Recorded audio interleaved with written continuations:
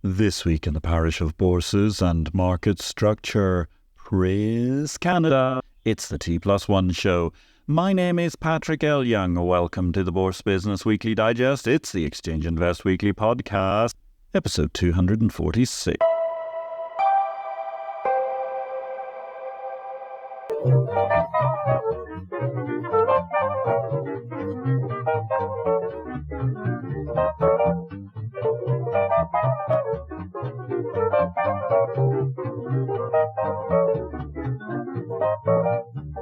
Good day, ladies and gentlemen. This is a very brief reduction of highlights amongst the key headlines from the week in market structure. All the analysis of the many events and happenings from the past 7 days can be found in Exchange Invest Daily Subscriber Newsletter, the unique guide to the Bourse business sent daily to your inbox. More details at exchangeinvest.com. Over in Parish Notes this week, we pondered the New York Stock Exchange and its fate a decade on from the resignation of Duncan Niederauer, who, as president, earned the epithet Duncan the Value Destroyer as a result of his series of unfortunate investments.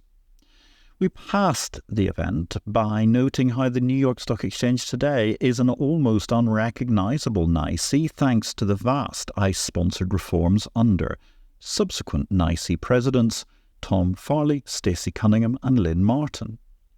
Meanwhile, plaudits to Canada, who led the way in North America alongside Mexico while the US had a Memorial Day pause before it too made the great T+1 lurch.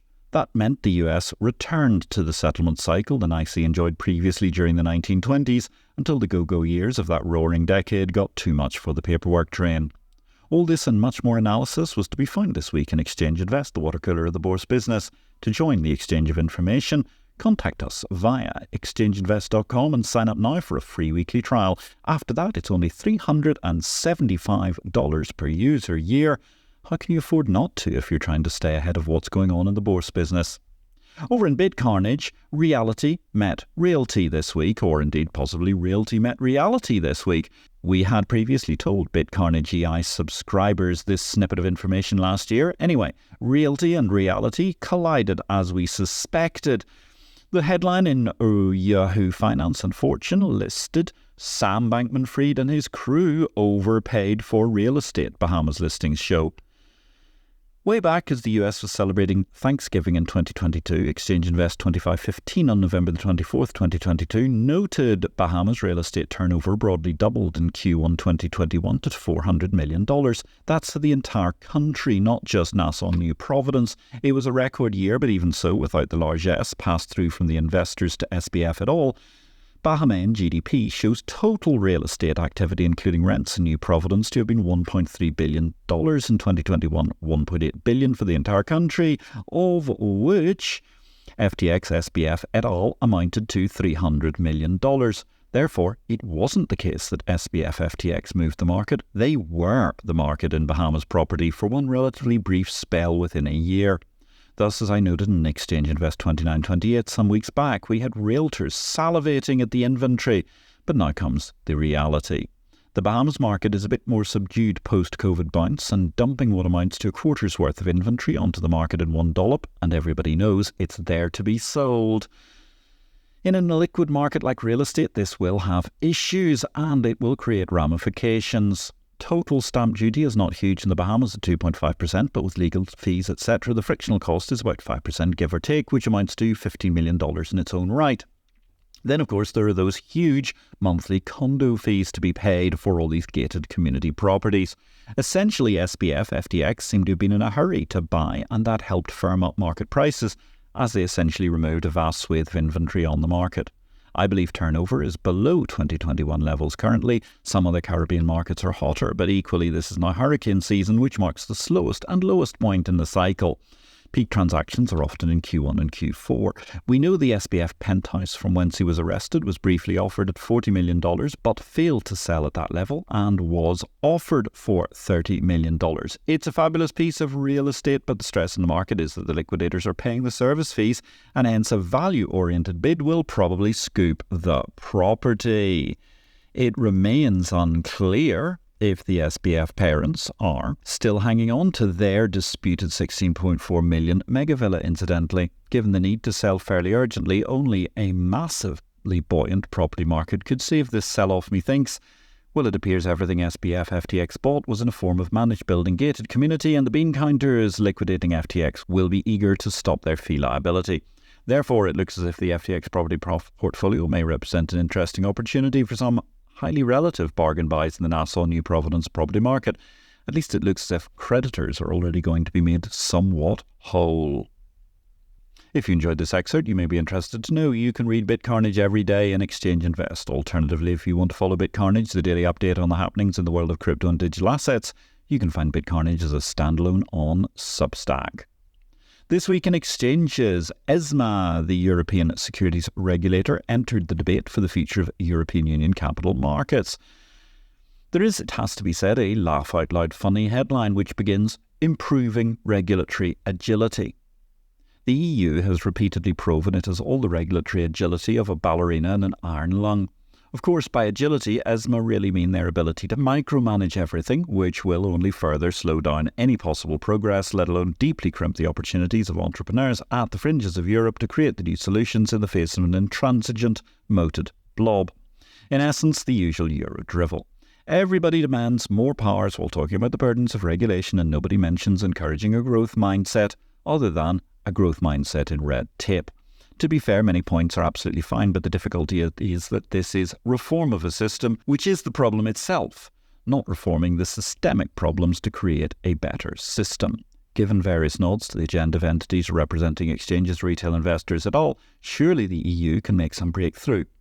But the problem is that will be at least 4 years from now, and by then America will have further galloped into the future following the past 15-year growth experience of European Union 9%, US 86%. The blob can't help Europe, only hinder it, and yet that message has not been readily appreciated by any of the folks in the blob. Maybe I see a reason in their desire to continue the gravy train until their tax-free pensions accrue, even if the rest of Europe is impoverished as a result. It was a busy week for results in the parish. All the details are in Exchange Invest Daily, the newsletter no person can afford to be without in capital markets and market structure. For the sake of this podcast, let's look at some edited highlights. Great numbers from Moscow. Operating income up 46.5%, net profit up 35%. Sanctions and all that cannot stop the MOEX from being significantly above the entry level of 20% this quarter to be an impressive exchange by financials. Excellent work. What a pity the ingenuity of MOEX's management is cut off from much of the rest of the world due to the actions of Mr. Putin. Not such exciting growth from the Tel Aviv Stock Exchange. Their Q1's EBITDA up 12%. Not too shabby in a normal quarter, but this has been quite an exceptional quarter where you really had to make 20% or more in order to be in the leading group. At the same time, one very, very exciting piece of news. TASE at Tel Aviv Stock Exchange may be moving to Monday to Friday trading soon to homogenise with the Western world and much of the Middle East. Thanks for listening to Exchange Invest Weekly. We welcome your feedback. You can contact me directly, patrick@derivativesvision.com, with any comments. Meanwhile, if you enjoyed this show, we would welcome you giving us a thumbs up, or if you have time, a positive review will always be welcome wherever you find this podcast. Deals news this week. Just two quick snippets for you amongst what was going on in the world of deals in the parish of exchanges during the course of the last 7 days. BSE and NSE have called off the merger of their IFSC stock exchanges, as I had noted in Exchange Invest 2942. The truth of the matter was it was an interesting deal, albeit I can imagine the owner stake negotiations may prove fraught. The fact that this deal has died just when PM Modi is preoccupied with his re-election battle may be instructive. The background to this is, of course, that the BSE has a subsidiary, India INX, first inaugurated on January the 9th, 2017, in Gift City, the international financial centre in Gujarat, the home province of Prime Minister Modi. The National Stock Exchange subsidiary, NSEIX, that was announced on June the 5th, 2017, and launched, as reported in Exchange Invest 2700 on July the 4th, 2023. Nifty Futures Complex, in cooperation with SGX, which had previously been a bugbear for Indian regulators, of course, fell into the ambit of the NSEIX and may well have been a cause of some problems in relation to the negotiations therein. Who knows? Everybody's staying tight-lipped in the aftermath of these talks collapsing. Meanwhile, congratulations to TMX. The Toronto-Montreal Exchange Group closed their $300 million Canadian dollar private placement debenture offering.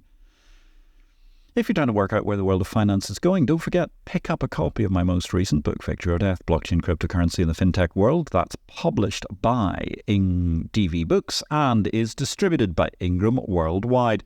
While you're waiting for your copy of Victory or Death to arrive, check out our live stream Tuesdays, 5 o'clock London time, midday New York time. It's the IPO Video Live Show. Catch the back episodes of IPO-VID by searching for IPO-VID on LinkedIn and YouTube. Now online was last week's fabulous discussion, How Nations Escape Poverty, comparing notes on the great dizzying rise to economic power and prosperity from almost nothing of Vietnam and Poland. That was IPO-VID number 145 with our guest returning Dr. Rainer Zitelmann discussing his book, How Nations Escape Poverty. Next week on Tuesday, we've got IPO-VID 146 with Steve Zwick discussing developments in carbon markets. Product news this week. Egypt is going to be allowing T-bill trading for individuals via brokerage firms at the same time as the Ghana Stock Exchange is launching commercial paper. A great idea on both parts. Technology news this week. Nasdaq and the FIA Tech have partnered to reduce complexity and increase resiliency of post-trade infrastructure. What a welcome piece of news. In regulation news this week, well, there was a lot of small talk. One piece of big talk. Gary Gensler was extremely upset. Congress in Max Child mode, re-election mode, I suppose one might want to call it, passed the Financial Innovation and Technology for the 21st Century Act, which is, of course, nothing about financial innovation and technology per se for the 21st century, but it is about blockchain technology, or at least crypto technology, and therefore panders to a certain group of voters. Gary Gensler has commented that the bill allows issuers of crypto investment contracts to self-certify that their products are a decentralized system and then be deemed a special class of digital commodities and thus not subject to SEC oversight. Whether something is a digital commodity would be subject to self-certification by any person that files a certification. Frankly, that sounds completely nuts, ladies and gentlemen, and a very, very good way to legislate a future bubble, crisis and crash. Hopefully the Senate will vote down this bill, and if not, hopefully Joe Brezhnev will do, as he was threatening a while ago, to actually veto the whole thing if it's passed. Career news this week, and another one bites the dust at ASX following almost 7 years. According to ASX, he was a valued member of the executive team. ASX Group Executive Technology and Data staffer Dan Chesterman is departing the group in coming months after resigning. Well, farewell. It has to be said, it's very, very difficult to justify at this point in time, given all the chaos that's been around, the retention of any member of the C-suite of the ASX team, or indeed the members of the board. In the minuscule but nonetheless competitor exchange to ASX, the NSX, they have announced the appointment of a new MD and CEO, Max Cunningham. Now, Max Cunningham stands out as somebody who left ASX on his own terms and was acknowledged as an excellent head of listings at the monopolist. Having enjoyed a stint focused on private markets with FCX, Max has landed the position of the sleeping potential machine, which is the National Stock Exchange of Australia, which has been around for quite some time. It's a rebranded variation of the Newcastle Stock Exchange using an earlier name that had been around, I think, in Melbourne during the course of the last century, indeed about a century ago. NSX itself was somewhat reorganised recently by former CEO Anne Bowring, who built a base for the exchange to move forward. She's now with ComputerShare. Other excellent news on the job front, hugely exciting information from Mexico. Jose Oriol Bosch, the CEO of Grupo Bolsa Mexicana de Valores, BMV, is stepping down after nearly a decade in the role, and the really brilliant part is Jorge Alegría is set to succeed him. No exact date for the transition yet, but it's fabulous news. The former MexDer derivatives exchange boss is taking control of the group at a time when his dynamism and his three-dimensional derivatives thinking could help further power forward the Mexican bourse, which of course this week made headlines by going to T+1 clearing and settlement along with the United States of America and Canada. It was very sad to hear in Career Path the news of the death at 86 of Rolfie Breuer, who chaired the supervisory board of Deutsche Börse AG and the Stock Exchange Council of the Frankfurt Stock Exchange, and indeed was a founding father and chairman of DTB, the Deutsche Terminbörse, the forerunner of Eurex. A lifelong Deutsche banker, he rose to CEO between 1997 to 2002, where the pinnacle was probably his takeover of Bankers Trust and listing of the Deutsche Bank on the New York Stock Exchange. He certainly showed remarkable ambition, even if ultimately the Bankers Trust merger unravelled in the financial crisis of 2007-2008, long after he had departed. And indeed, Rolf led the financial centre of Frankfurt on the front foot out into the world. As DB1 chairman, Breuer was also a driver of the ill-fated attempt by DB1 to buy the LSE in 2005.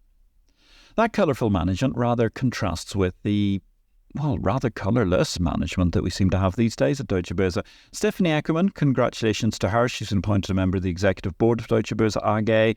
She seems to be replacing a lot of the functions previously given up by Stefan Leitner, who we're still not sure who he is, who's going to become the CEO in the near future. We announced his becoming CEO in EI 2911 on March the 11th, 2024. So, one McKinsey partner, Leitner, has been elevated as a top boss, and another former McKinsey partner, Stephanie Eckermann, who has been with Deutsche Börse since 2021, is seemingly being elevated to fill the new boss's former position. Bain alumnus Theodor Weimar is switching back to the old guard of consultancy, i.e. Werner Seifert's old haunt. McKinsey seem to be dominating what is going to be the management of DB1. Expect the only future non-monochrome element to DB1 management to be the PowerPoint presentations, I suppose. I certainly feel we can rest easy on the assumption there is dynamism to come from DB1, but I find that inherently disappointing. Last piece of career news this week, IOSCO's board have elected Jean-Paul Servet. They've re-elected him for a further term as chairman, and CFTC chairman Rostam Behnam has been re-elected as deputy chairman, although I'll be very sceptical if Rostam Behnam survives as chairman of the CFTC into next year, so I suspect there will be a vacancy for deputy chairman of IOSCO in the near future. Meanwhile, there was a fascinating swing state opinion poll recently commissioned by Digital Currency Group, executed by Harris Group, of 1,201 voters in those vital 6 swing states where the next US presidential election will be won by one gerontocrat or another in November. Over 90% of those polled planned to vote. 70% believed the current financial system is outdated, and 74% would like to see the status quo overhauled. So far, so exciting for the crypto kitties, until the reaction to Bitcoin et al. Turned out pretty lukewarm. Only 41% of swing voters reckon crypto represents a new way forward towards financial security and prosperity, while only slightly more than a third, 35%, believe crypto is the future of transacting. And on that mysterious and magnificent note, ladies and gentlemen, thank you for listening to this Exchange Invest Weekly Podcast 247. Join us daily via exchangeinvest.com, or if you have a new exchange or market you'd like built, get in touch. We build marketplaces all the time. My name is Patrick L. Young, and I wish you a great week in life and markets.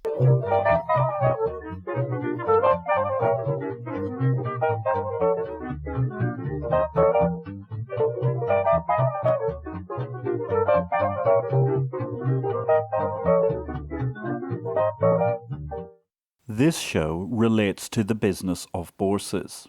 It is not to be construed as investment advice, nor are we making any investment recommendations. Please consult an investment advisor before you make any investments, and for goodness sake, do your due diligence and do not make investments without complying with the regulations in your home state.